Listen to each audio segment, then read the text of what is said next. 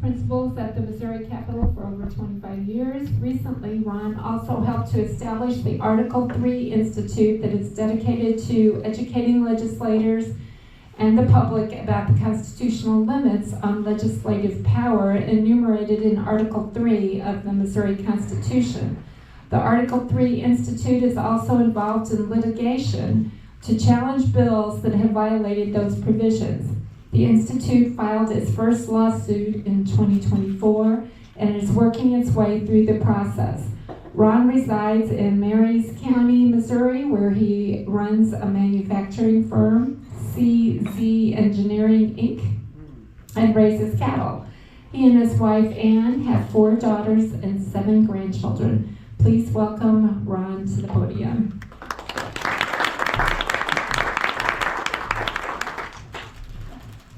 Thank you very much.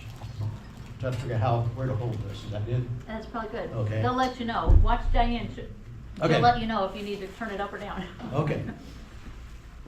We have a new president. As of yesterday. It's all good now, right? No. We can just go home, right? No. We don't have to worry about anything, right? No. Because Donald J. Trump is going to fix it all. No. If he did fix it all, it would really be broken. I should have asked you ahead of time. Scroll all the way to the bottom of that page. Okay. So this is mofirst.org. We're going to talk about that in a little bit. But I feel compelled to look at that quote right there at the bottom. It's kind of fuzzy. It's a little bit hard to read that. But this is right there where you have your cursor, right there. So this is Thomas Jefferson. I've got it on my phone. It'll be a little easier for me to read if I can find it now. This is what Thomas Jefferson said, and now he is one of my heroes.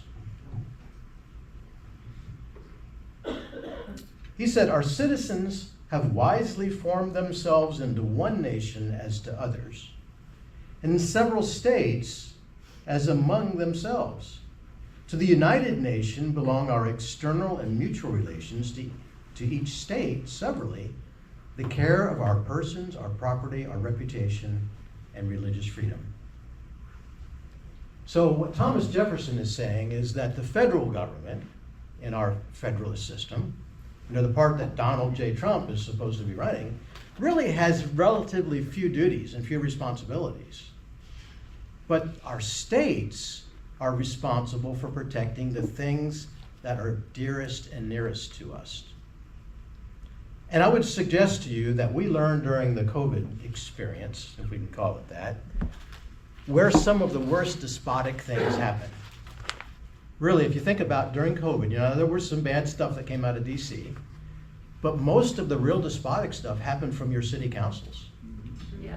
Happened from your local health department, Yes. your local county commission. If you live in those bigger areas, maybe your county executive, the Sam Pages, if you know who that is. Yeah. So we can't assume just because you've got somebody you like in the White House now that it's all going to be fixed. And if he does try to fix it, he would be usurping a lot of the state's authority. So that wouldn't be a good thing. And so we do need to make sure, and I'm really not sure, for all of the wonderful qualities that Donald Trump has, I'm not sure he understands the principles of federalism. So we need to be jealous for what the founding generation gave us, with this divided power, diversity of power. They recognize, and I think you all, I'm sure, have talked about this, one of the worst enemies for liberty is concentrated power, right? There's been a lot of talk about the Speaker of the House and the Speaker's race. You probably all talked about that some. And at the center of that was concerns about concentrated power. And so the very first thing that the founders wanted to accomplish is they wanted to distribute power and not give any one man or any one group of people a monopoly on power. So we need to be asserting states' rights. That's what the Second Amendment Preservation Act, you mentioned that, that's what that was about. The Second Amendment Preservation Act was about the 10th Amendment. And that is keeping what belongs to the state in the state's hands. So that means that we have some special responsibilities. It's really hard for us to have a lot of influence on what happens in Washington, D.C. You can have a little bit. I happen to, Eric Burles and I worked closely together. I've got his cell phone, and I can get to him anytime I want to. Maybe some others to some extent. But really, where we have the most influence is on the local level, and to include the state capitol. That's where we can do the most to protect our liberty. We can insist that they do what they can to protect our liberty. And so that's why it's incredibly important, in my opinion, to make sure that we keep that genie in the bottle too. We don't want our state governments to grow in power too much. We don't want them to abuse the powers we've given them. We want to make sure they stay within the limits of the powers that we have prescribed to them constitutionally. And so that's what the Article 3 Institute is all about. So I intend this afternoon to talk about the Article 3 Institute, as long as y'all want to talk about that. But I'd also like to touch on a couple of other things, time permitting. So for instance, I'd like to talk about another project that we've been involved in for the last few years, and that has to do with what some people call IP reform. I really like to call it ratification reform, and I'll explain why that's important. And then if there's time, if you'd like, I'll give you an update on where the Second Amendment Preservation Act is in terms of the litigation and what courts have said and what we're going to do about all that. So I've got some handouts. And I can ask my wife to hand these out too. I asked her to hand out some stuff in a committee hearing one time, and that didn't go very well. So, Rita will take some, and okay. Darcy, you want to take some? And I think I've got enough to go around. There's this and then those. Make sure Dan gets one up here. Yeah. I want to, I hope that some of the things that we talk about, and this is going to be a dialogue, by the way. I'm going to talk a little bit, and then we're going to open it up for questions and comments, because I think we learn best when we're interacting with one another.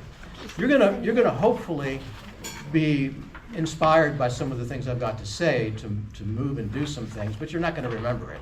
So I want to give you some handouts, but you're going to lose these handouts. So Jan's got some websites already queued up.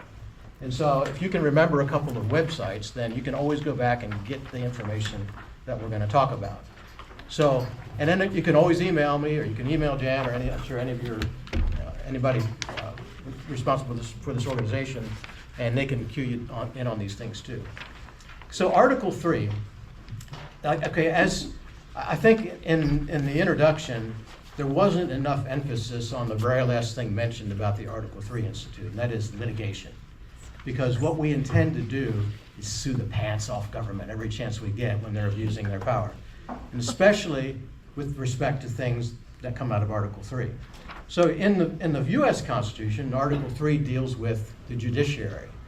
But in the Missouri Constitution, you all have them at your desk right here, you can see if you thumb through to Article 3, that's where the powers and limits on the power of the General Assembly are enumerated. So Article 3 is all about establishing the General Assembly. It's got things like, what are the qualifications to be a rep or a senator and so forth.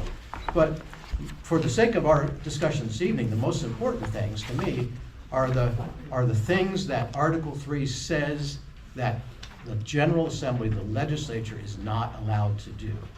Things they can't do, limits on their power. And I'm kind of waiting for all these to be handed out. And we're going to talk about those limits in just a minute, but I want to first talk about something I'm sure you all have talked about here in the past, and that is what are the affirmative duties of the legislature, and in fact, every elected official in Missouri. So this kind of cream-colored paper, I think most of you got them now? On this cream-colored paper, you'll see on one side, in green, it says the Bill of Rights and Declaration of Duty, and on the back side, in red, it says limits on legislative power. Okay, now while those are being passed out, I'll point out that if you go to MoFirst, MoFirst.org, and you scroll down a little ways, you'll see those two images that look just like both sides of this.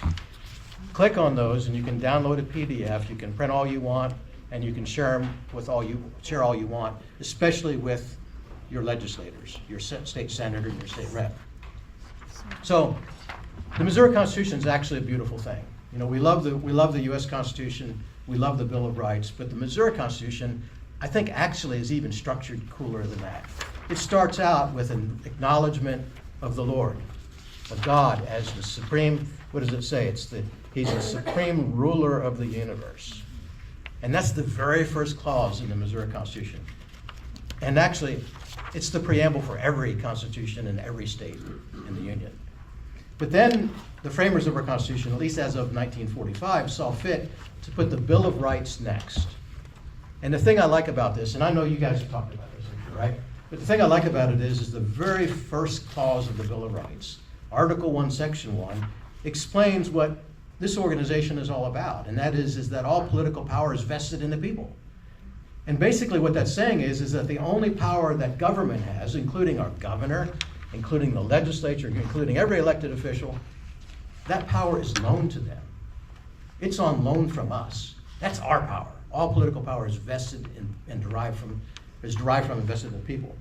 Okay, so that's really cool, I think, to start out with an acknowledgement of God. All of us, our power, our political power comes from God. And the politicians' political power, the office holders' political power comes from us. So those are really important reminders. And then the next clause in the Bill of Rights defines the purpose of government. And the purpose of government, in a nutshell, is to protect our liberty. And when it doesn't do that, it says in Article 1, Section 2, it fails in its chief design. So as you're talking to your office holders, your state senator, your state rep, and even all the way down to the dog catcher, I don't know, why do we pick on dog catchers? I don't know why. We always talk about dog catchers being the lowest. They need to be reminded, whatever it is they do on a day-to-day basis, they need to be asked, does this further my liberty and my neighbor's liberty, or does it take away from it? If it takes away from it, then, boy, they better look closely at what they're doing. So all of that's in Article 1. Okay, so that is part of what the Article 3 Institute is about, because we want to keep them on track. But what I want you to really notice, if you turn on the backside, we start with the oath of office, which is in Article 3. And you've read it before, probably we don't need to go over it right now, but I want you to particularly look at the next 4 sections. So this is Article 3, Section 21. Article 3, Section 21 prohibits, actually, I'm going to skip that. Let's go to Article 3, Section 23, because that actually came first. Article 3, Section 23 was introduced to the Missouri Constitution in 1865. And that's where it says that they can only have one subject per bill. What frustrates you more than anything coming out of Congress in Washington, D.C.? Omnibus bills, attitudes like we've got to pass it so you can read it, so you can find out what's in it. So Republicans like to pick on Nancy Pelosi for saying that, but Republicans do the same thing. They do the same thing in Washington, D.C. They do the same thing. We've had supermajorities of Republicans in Jefferson City for a long time now. The Republicans have been in control since 1981 or whatever it was. 91, whatever it was. Anyway, but it's been a long, long time. And they still pass these omnibus multiple subject bills, and that's where most of the garbage comes from. And that's why Congress has like a 16% approval rating, because people don't like the fact that you've got all the earmarks and all the garbage and all the stuff they roll into bills, and nobody really understands, even the people that are supposed to be voting on them. Well, in 1865, our forefathers in this state figured that out. And they said, we don't want to be like Congress in D.C. We are going to constrain our office holders to one subject per bill. And have you all looked at bills enough to know that at the very beginning of a bill, there's something called a title to the bill? And sometimes the titles are really long, and they list all of the statutes that are being repealed and the ones that are being replaced. And then it says that this bill is relating to something. It's relating to, pick something, elementary education. It's relating to tort law or something like that. And so that clause is called the bill title. And that is supposed to be descriptive of what the contents of the bill are.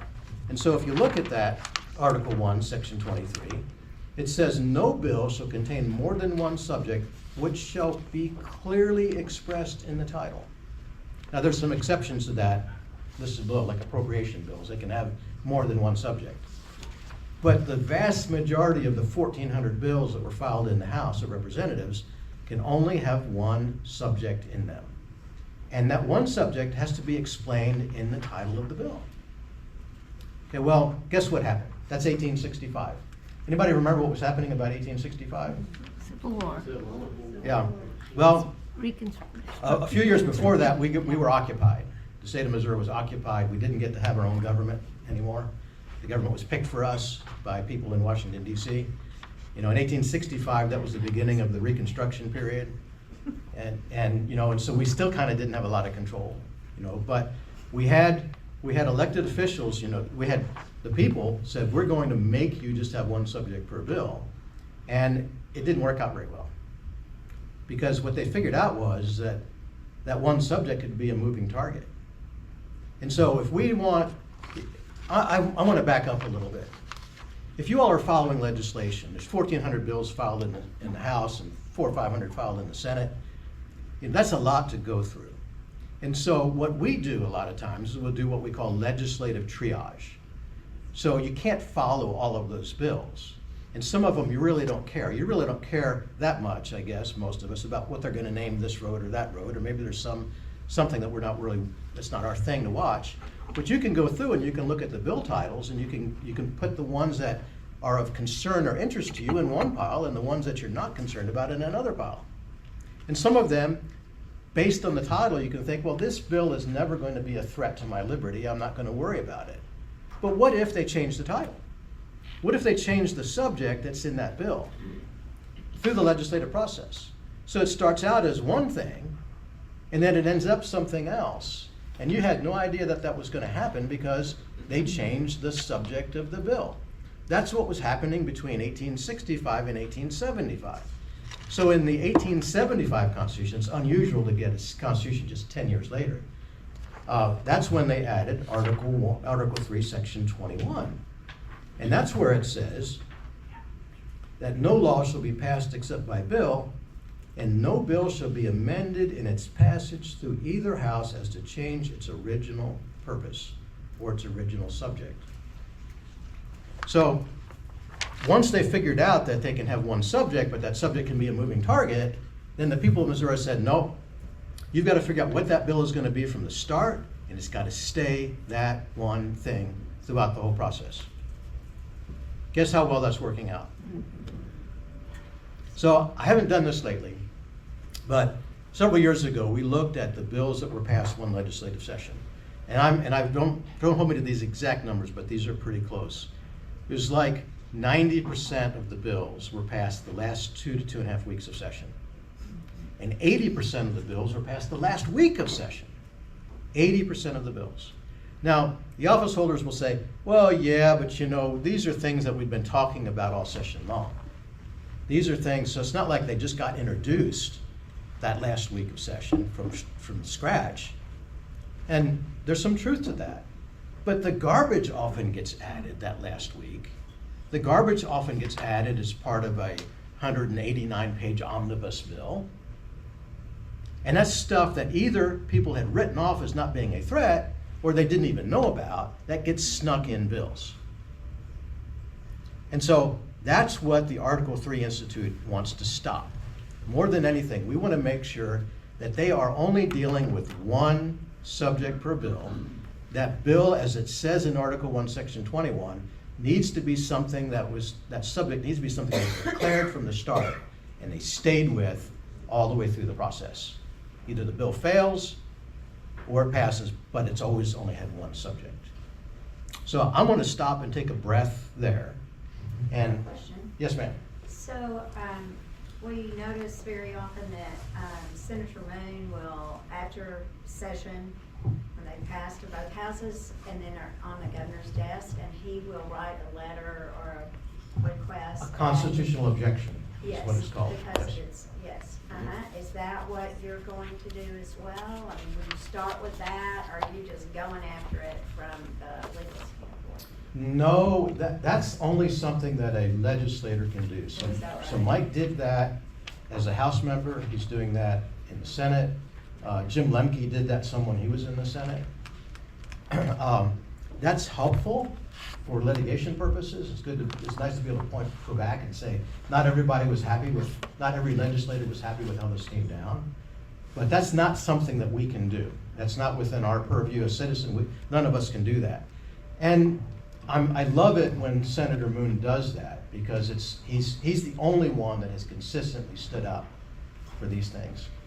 But the fact of the matter is, it has no teeth. He can do that for as many bills till he's blue in the face and nobody pays attention. He needs to keep doing it. Actually, I shouldn't say nobody pays attention, because his fellow office holders do pay attention. And shame on them, they don't do anything about it. But it's not that it goes unnoticed. And it's a good thing for him to do. I want him to do it. I've helped him do it. It's an important part of the process. But what the Article 3 Institute, besides educating like this and advocating for rules changes that will help further tie their hands, we're going to take them to court. And so if you go to the Missouri Revised Statute, you don't need to do this now, but go in and sometime when you're doing a statute search and plug in Calzone. And you'll see a whole list of laws that we've invalidated legislatively, and Calzone versus this or that. So you can't, an individual citizen, Under statutes, you want me to pull that up? not under the Constitution, but under statute, No. statute search. And just put in Calzone? Just write in Calzone, I think. So if you click on any one of those,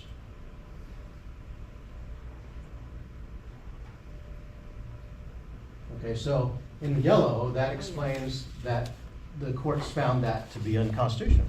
Well, actually, what they found was the bill was passed using unconstitutional procedures, and so that particular clause, although it still shows up in statutes, because it takes a bill to repeal something, a judge can't repeal it, it's been made invalid. The courts have invalidated it, so it's no longer applicable law. So all of you can do that. There's something called citizen standing for bringing procedural challenges. So when we talk about maintaining one subject per bill and having a clear title to the bill that clearly delineates the subject of the bill or the purpose of the bill and not changing it, those are all called procedures. Those are legislative procedures. And when they violate those procedures, any tax-paying citizen has standing to bring a procedural challenge. You can sue the state. And typically you sue the agency that the bill was aimed at. So the guilty parties are the legislators. And I've done that before. I've named the governor, I've named the Senate and House leadership, and the courts say, well, they're not actually, they can't be defendants because they can't do anything about it now. They can't provide a remedy, lawyers would say. You have to go to the agency that would be implementing the law that they pass. They're the ones that you actually sue. But the point is that in Missouri, every citizen has standing to challenge those bills for 1 year after the end of the legislative session that bill was passed in. So stuff that was passed this time last year, all of that you can still bring lawsuits against it. Anybody hear of Senate Bill 727? Yes. For instance, which was an awful education bill. And, there might be a lawsuit against that bill. And we can do that up until the end of May. I have a Yes, question. ma'am. Since in the Bill of Rights, it says that we can only, that the bill is limited to one title. That's in the Bill of Rights, is that not correct? No, it's not in the Bill of Rights, it's in Article 3, which is not, the Bill of Rights is Article 1. Okay, Article Okay, 3, the right. legislature. Right, So if it's in that, as it's in the Constitution, is what I mean. right, yes. So if it's in the Constitution, why do you have to, why not just take that article right there, or that section, and use that as your lawsuit that you're suing against? Okay, good question. Okay, so did everybody hear that? So that's exactly what you do. The Constitution is not self-enforcing. Right. The Constitution is something that you have to point to and say, this is protecting my right of free speech, or it's protecting my religious liberty, or it's protecting my right to bear arms. It's protecting me from a legislature changing the subject of a bill or having multiple subjects in a bill. So you've got to, as the one who's been offended by whatever that violation of the Constitution is, you've got to cry foul. And you know, it's best actually to take this to your legislator and say, hey, I noticed that you voted on this bill. And I noticed that this bill's got about 14 subjects in it. Can you explain that to me? Can you explain why you just took an oath and you're not upholding that oath? You know, but what they do, I've done that in committee. And typically what they'll do is they'll point across the street. You know what's right across the street from that big statue of Thomas Jefferson? That's where the Supreme Court is, the Missouri Supreme Court. Thomas Jefferson is looking right at him. And they'll say, and so these legislators will say, well, that's not our job to determine what's constitutional, it's their job, and they'll point across the street. What's wrong with that? This is a quiz, okay? What's wrong with that? Because we can uphold the Constitution. They did what? We took an oath to uphold the Constitution. Exactly. So tell me how you take an oath to support the Missouri Constitution's word it uses, support the Constitution. How do you take an oath and not have any responsibility to know what the Constitution says, or any responsibility or duty to make sure that as you're performing your functions as a legislator, they're within the limits the Constitution gives you? Now, the cool thing is that they're becoming more aware of all of this. This is getting to be a bigger deal, and the House actually adopted a rule. It's a very weak rule, but they actually adopted a rule last week that is intending to curtail that to some extent, and keep the multiple subjects down less than it has been. But it's not enough. It's not nearly enough. There needs to be different rules, and there needs to be more litigation. So one of the reasons that they're kind of paying attention to this is a year ago, December, there was the Supreme Court ruled on a lawsuit. It was called the Byrd case, B-Y-R-D, in which they found that the bill had been passed using unconstitutional procedures. And they did something that they typically don't do. They've done this for me before, but they typically don't do this. They threw the entire bill out. So what's been happening is the courts, the Supreme Court and the other courts, have been practicing something called judicial severance. And that's dealt with at the very end, I think, near the end of this other document that we handed out. Make sure it's in this one. I think it's in this one, in this version. So everybody know what severance is when you're talking about a bill? So if a court finds something constitutionally wrong in a bill, then typically they'll sever the portions of the bill that aren't offensive to the Constitution. And so they preserve as much of the bill as they can. Okay? And that's what's been happening. So if you have a bill that's dealing with basketballs, and all you care about are basketballs, and so you have a bill title that says this bill is relating to basketballs, and somebody else has, they don't care about basketball, but they care about football.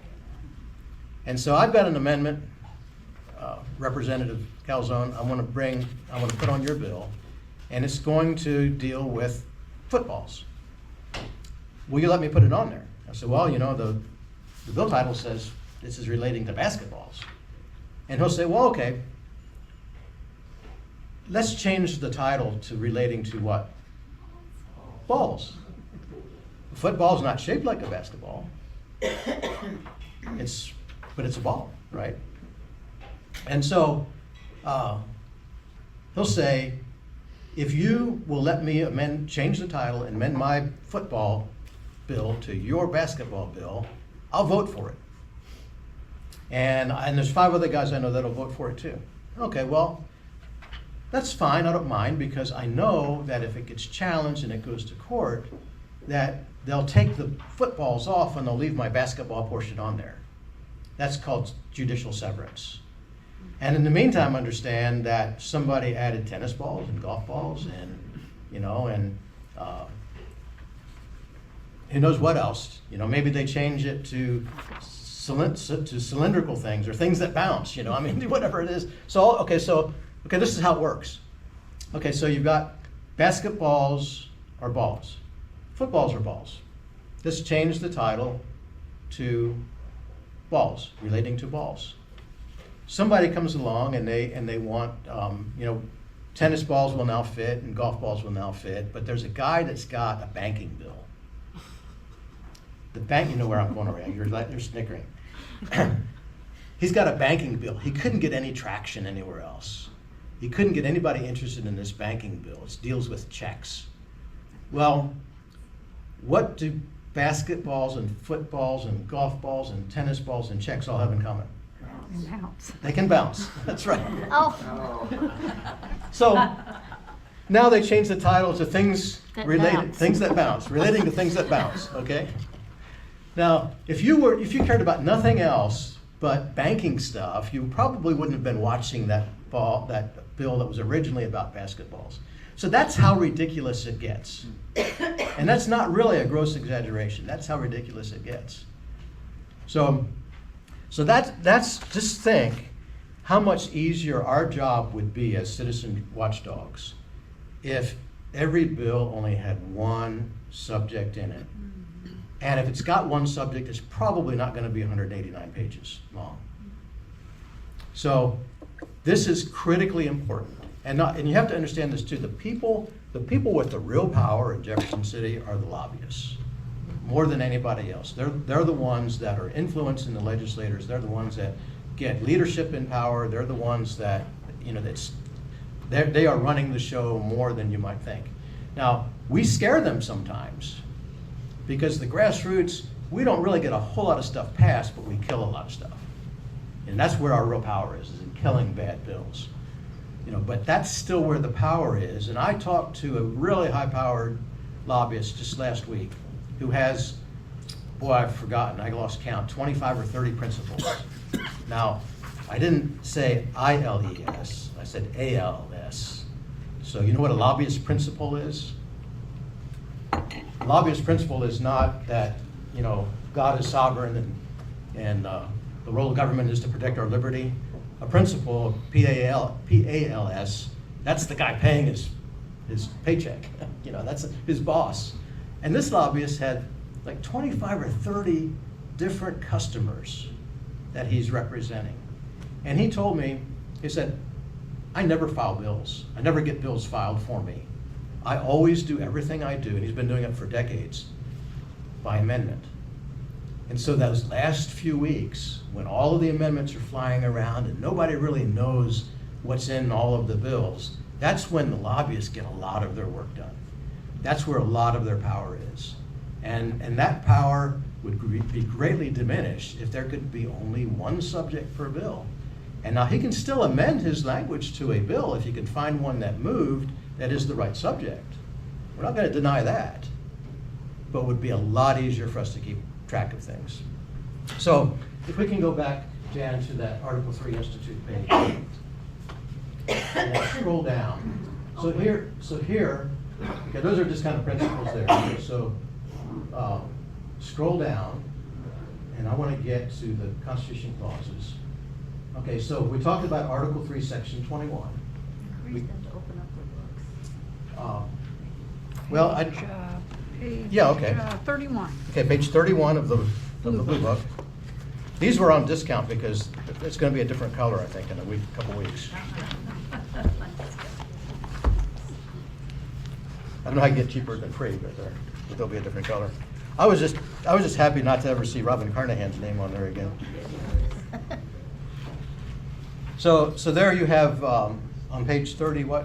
31. Page 31. So you'll see Article 3, Sections 21 and Article 3, Section 23. Well, let's scroll down a little bit. So that's the way they handle and are not allowed to handle bills.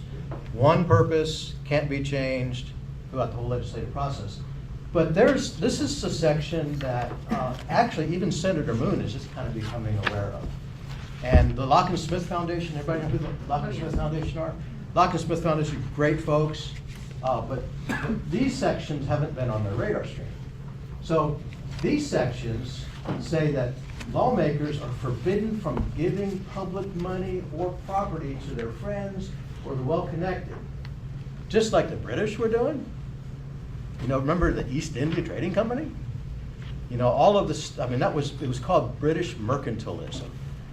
That was when the favorites of the crown got special treatment. They got to use the king's sword, kind of like with private use eminent domain we have in this state, in this country right now. That was rampant, and the founding fathers, they railed against that sort of thing. So we put in the Missouri Constitution that the General Assembly shall have no power to grant public money or property or land or authorize the landlord of the Lending, lending. Is it my eyes Here, or is it the? It's right here, and it's on page 48. Okay, this one's on page 48. I wonder if that can focus a little bit better. Is that my eyes or is it the? That's a little better. Okay, so the General Assembly shall have no power to grant public money or property or lend or authorize the lending of public credit to any private person, association, or corporation. So guess what tax credits are? So, okay, we mentioned Senate Bill 727. And a lot of our friends, good people, think it's a good idea to have education savings accounts and the tax credits that will help fund private education. It's a great purpose, but it's not constitutional. So you cannot give a tax credit out, whether it's a land assemblage tax credit or historical preservation tax credit, or, frankly, this is what we have to be careful of. Even a pregnancy resource center tax credit. There's probably no better way to invest your money than that, but they're not legal. They're not constitutional. And so this is another source of a lot of corruption. Anybody know who Paul McKee is in St. Louis? He's a big developer. He was getting $250 million worth of tax credits. So these people that get all of this lending of public money and public credit, they greatly influence the legislative process. And so we end up with elected officials that make decisions about all sorts of aspects of our lives that are influenced by the money that they're getting through legislation that grants public money or property or credit or private to private persons and corporations. So the point is that the founding fathers put that in there. When they pass a bill that does that stuff, it's not constitutional. That'll be the kind of thing that the Article 3 Institute is also challenging. And then scroll down this next section. Ron, before you change Yes, ma'am. sections, local people might be interested to know. I think I'm right about this. I'm not 100%. I wouldn't put money on it. May be mistaken, but I think Paul McKee was the proposed partner that local businessman Jim Riley offered to the city of Cape Girardeau to take over the water issue that we have here. What? I think that was Paul McKee.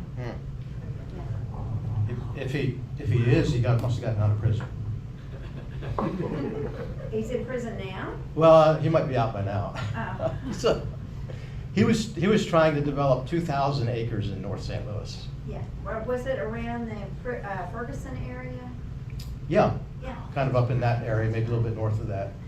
And so he was getting hundreds of millions of dollars worth of tax credits and never turned a spade for a long time.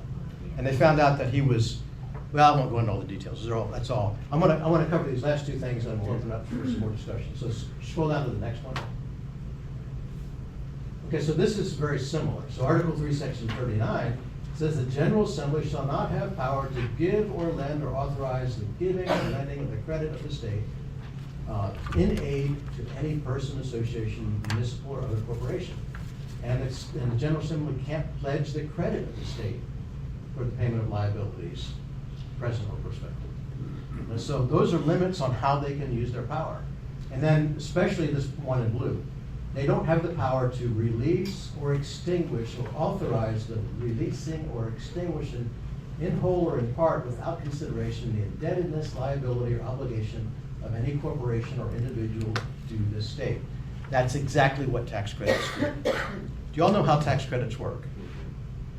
So if you give money to some project that has been the beneficiary of the tax credit legislation, then you get a tax credit, maybe equal to what you gave to that effort. that tax credit then can be used to extinguish or release in whole or part, without consideration, indebtedness, your tax indebtedness. But what if you get $100 million worth of tax credits and you don't owe $100 million worth of taxes? You can't use them, right? Well, what they do is they sell those tax credits on the open market, and they get about 90% of face value. So if you have a $100,000 tax credit and somebody's got a $90,000 or $100,000 debt, they can pay you $90,000 for that tax credit, and that extinguishes their $100,000 debt. So they've gained $10,000. That's how the system works. And we won't go into all of the philosophical reasons that that's wrong. If you believe in free market principles, doesn't matter, because the Constitution prohibits it, but they're doing it all the time. So- And then, yes, ma'am. Senate Bill 190, then not only is it against Article 1, Section 2, but also against Yeah, this. yeah. A lot of them are. A lot of them are. Okay, so then, okay, yeah, go ahead and scroll down to the last section that you want to talk about. Okay, so Article 3, Section 40, Subdivision 30. There's a whole list of 29 other things that the legislature has no power to do. But this is kind of the catch-all. They have no power to pass a local or special law where a general law can be made applicable. So that means that you can't go to your state rep or your state senator and say, get a bill passed for Cape Girardeau. Can't do that. The general welfare clause, does anybody know what general welfare means in the US Constitution or in our state constitution? Benefit of, Say again? for the benefit of. Right, of everybody, right. Not a specific person that happens to be connected. So the general welfare doesn't mean that they can have a welfare program that gives freebies away to people. That's not what that general welfare means. It's saying that government is supposed to make sure that it is executing its duties equally for the equal benefit of everyone. Okay, so that's what this is saying. You can't pass a special law where a general law can be passed. So if you want a law that is going to benefit your local government school for some reason, you can't ask them to file a bill that just targets that school or that geographic area. It's got to be something that benefits every school equally across the state.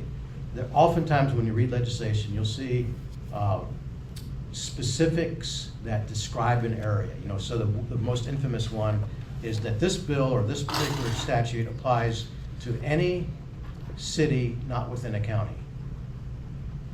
What do you think that is? That's St. Louis and only St. Louis, right? They do that with That's- population size as well. They'll define something as a population, and it's a specific city or town. or Right, and whatever. you know, that's not necessarily illegitimate. So, you know, it could be that there's some sort of issue that only affects bigger towns.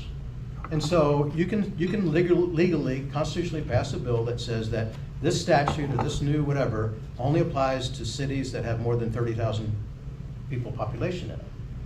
Okay, and so everybody across the state that lives in a town that big or larger, it applies to. Okay, but then some representative or some senator from some part of the state where they don't want that law, they say, well, we want you to carve us out.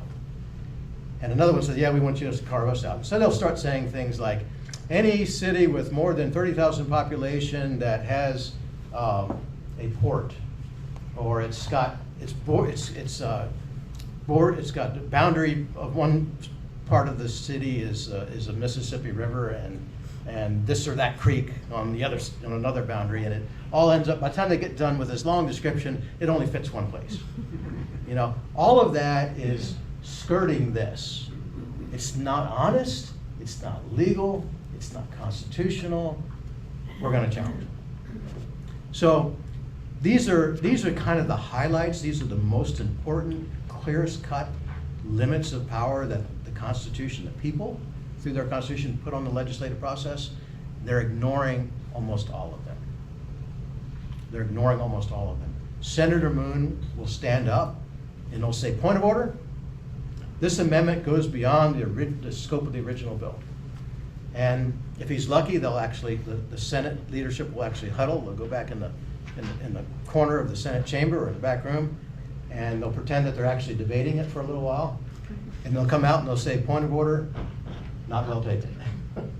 Time and time again, Mike's had that happen to him. And so he needs to keep doing that because he's raising awareness and he's winning hearts. But there needs to be something else. There needs to be more litigation. Usually, the only time something like this is challenged is when something specific in the bill offends somebody with enough money to bring a lawsuit.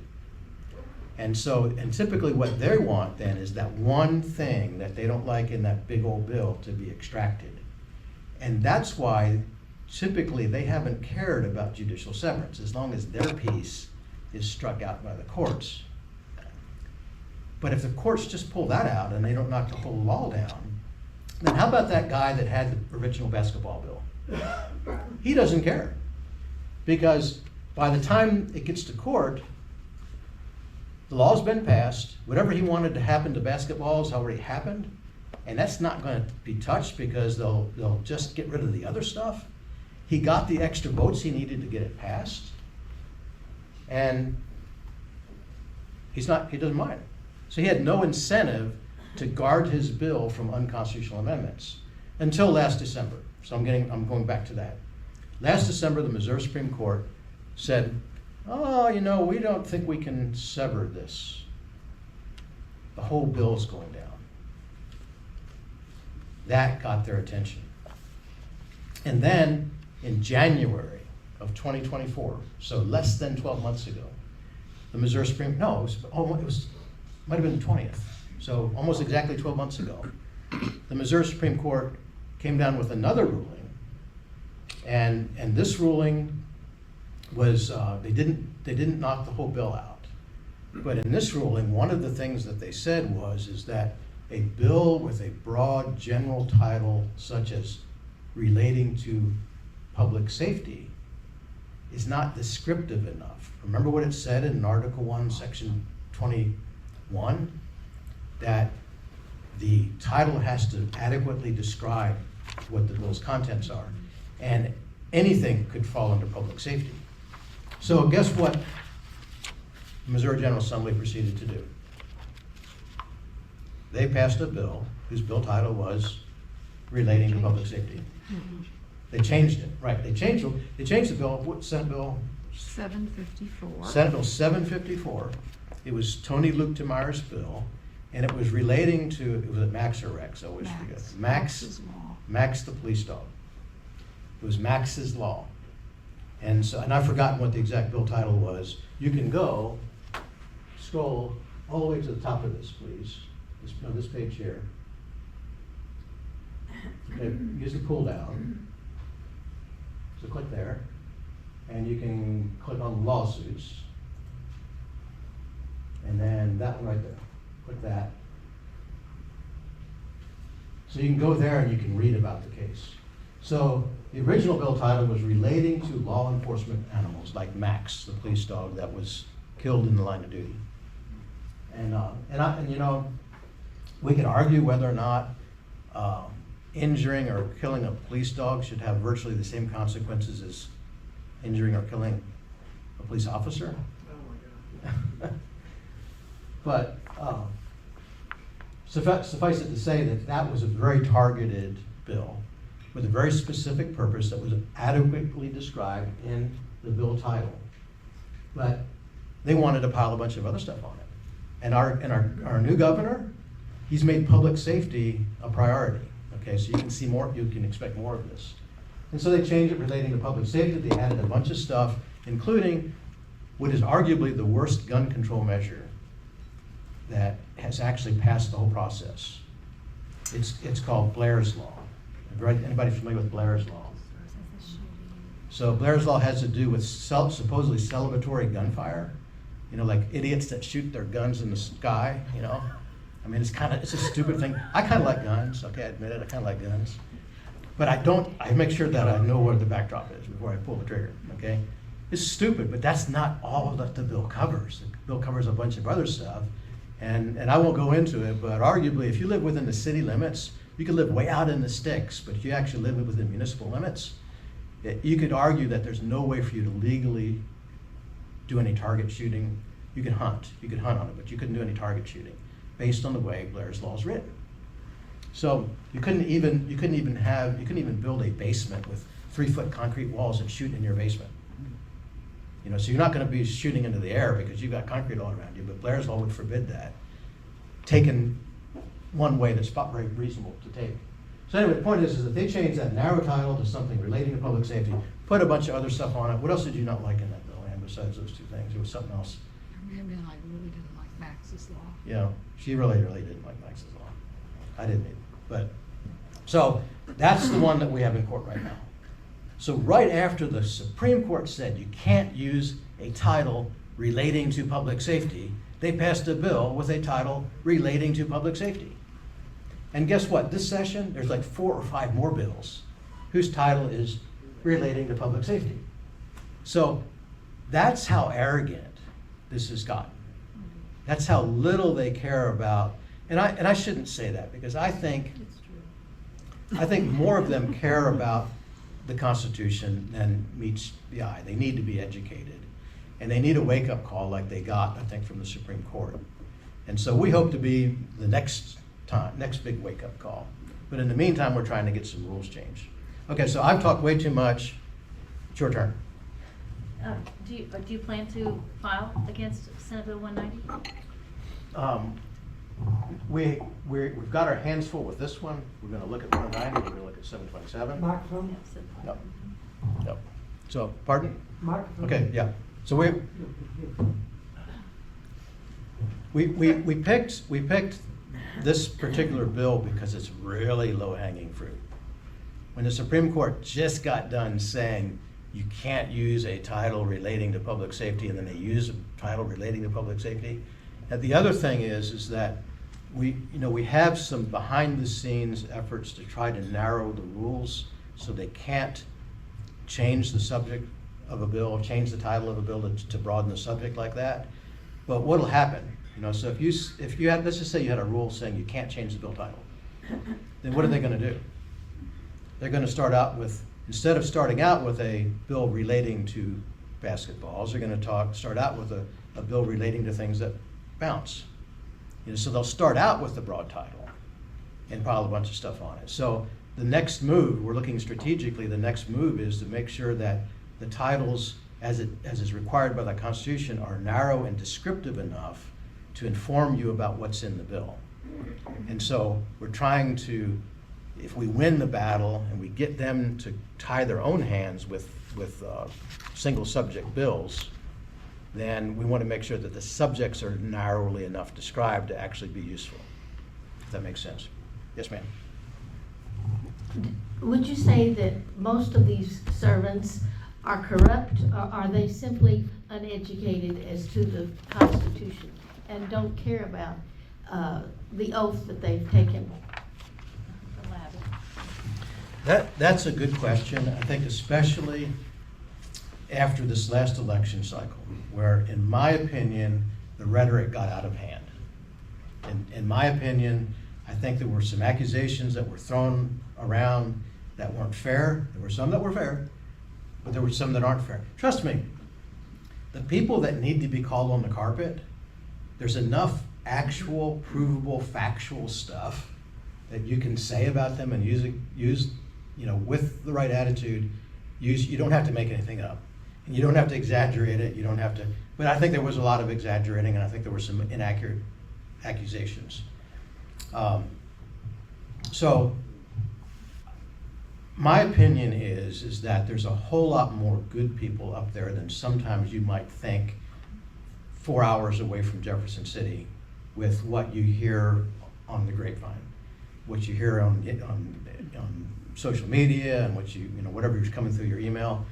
If you get to know the people, you'll know that more of them really care, but they're confused. So this is what happens with in the House of Representatives. Most of them, when they take the oath of office and they pledge to support the Constitution of Missouri haven't read it, It's- which is kind of sad. They ought to probably spend a whole day before they take that oath reading the Constitution, and then and whoever's administering, whoever's presiding, the Secretary of State usually does in the House. That's okay. Now you all have read it. We've read it together. Are you still sure you want to take this oath? And if they won't, then that's okay. Vacate the office. But if they do take it, then follow it.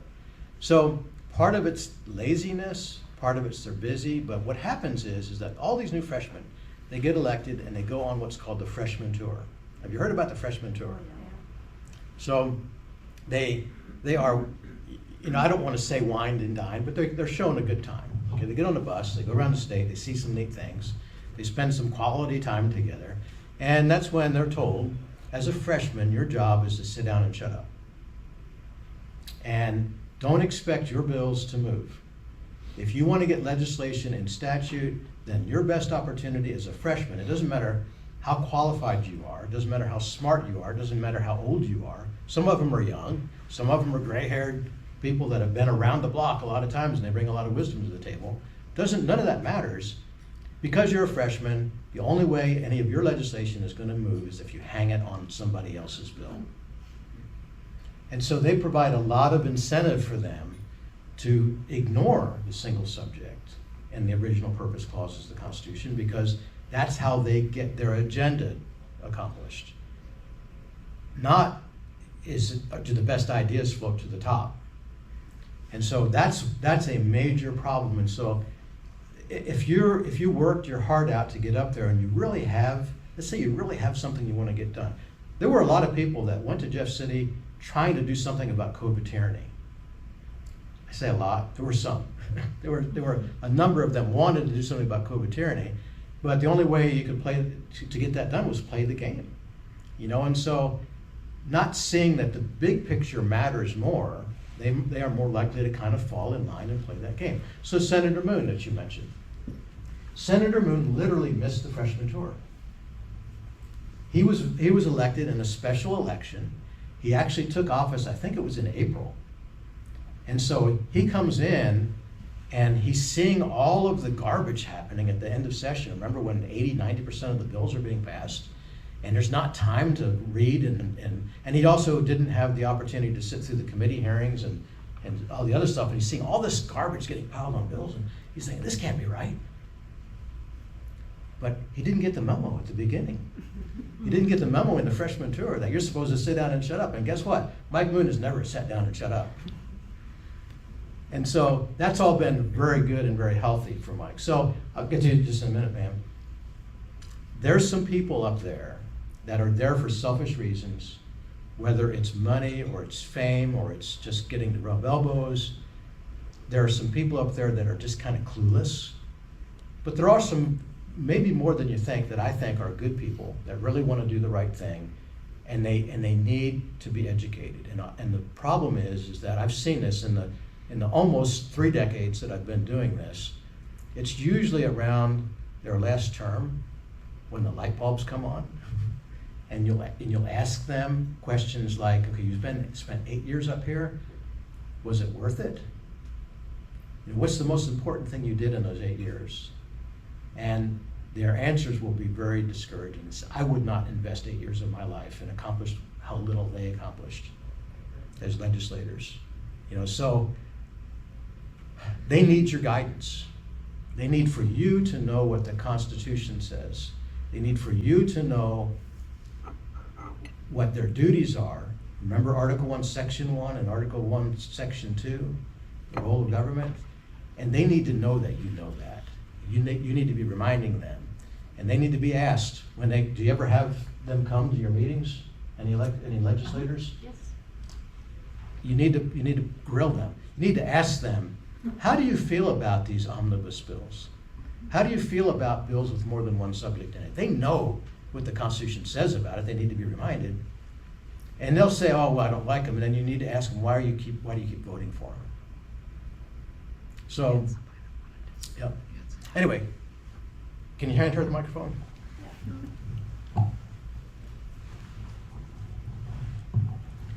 Don't write them all off. and give them the benefit of the doubt until they've proven otherwise, I think is reasonable. I would want that for myself, give that to them as well. There's good ones and bad ones up there.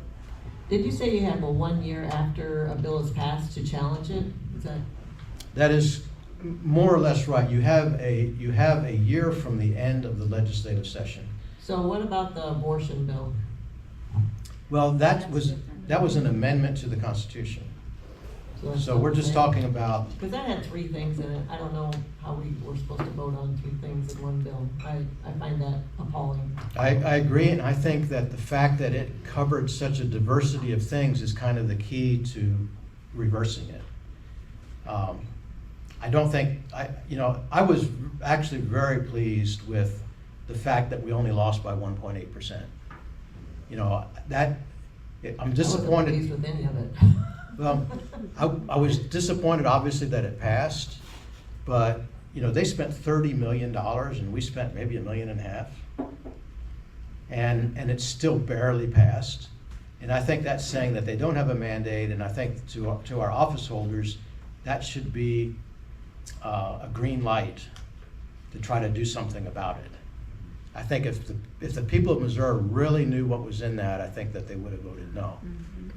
And so I think there is an opportunity. And the good news is that that's top priority. So the House as a body, including leadership, has made doing something about Amendment 3 maybe the top priority. That's good to hear. And so what it going to look like, I'm not sure anybody knows. I'm not even sure if it's wise to do anything about it this session, because the courts are working on it, and there'll be more public awareness of how bad it is. If it's a constitutional change, it'll go on the ballot in 2 years anyway. It'll go on the ballot in 2026. So if you're going to pass a whole or partial repeal of Amendment 3, it's got to go on the ballot, and it doesn't matter whether you pass it this session or the next session. It'll still go on the same ballot. So how do you support your cause? How do you get money to keep doing what you're doing? Okay, so, I'm here kind of wearing 2 hats. There's Missouri First Incorporated, mofirst.org is our website. Now, there's another organization that is using Missouri First for some stuff. Byron Keeling, if you know Byron Keeling, is kind of heading that up. Good guy, good organization, but they kind of stole our name. So, the way that happened is that we are a Missouri First Incorporated is a registered Missouri corporation, but when we founded it, we also registered the fictitious name, just Missouri First. And I missed reapplying for it, and I let that lapse, and Byron gobbled it up. That was before we knew each other. But Missouri First Incorporated doesn't even have a checking account. We spend 0 money. The board of directors funds out of their own pockets everything, and so there's no money needed for that. And Missouri First, it's mostly a think tank and a mailing list. That's what Missouri First is. Now, the Article 3 Institute, on the other hand, is a litigation entity. Now, nobody involved with it receives any remuneration whatsoever. Board members by charter cannot take pay, and there's no other employees.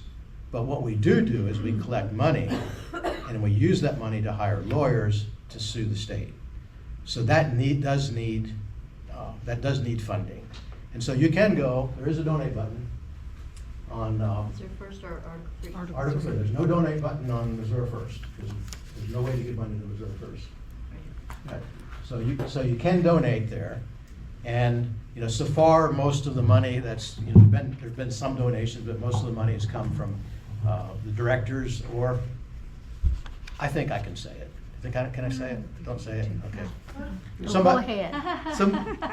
Somebody that you all know and love that's very wealthy is being generous with it. So. Can we get a tax credit? Well, actually, you can't get a tax credit, but we've applied for 501c4 status, and it is a tax deduction in that case. It's not a tax credit, but it will be a tax. When we get our. If and when we get it, Yeah, right. we don't have it yet. Yeah, so the IRS is slow, how that works. So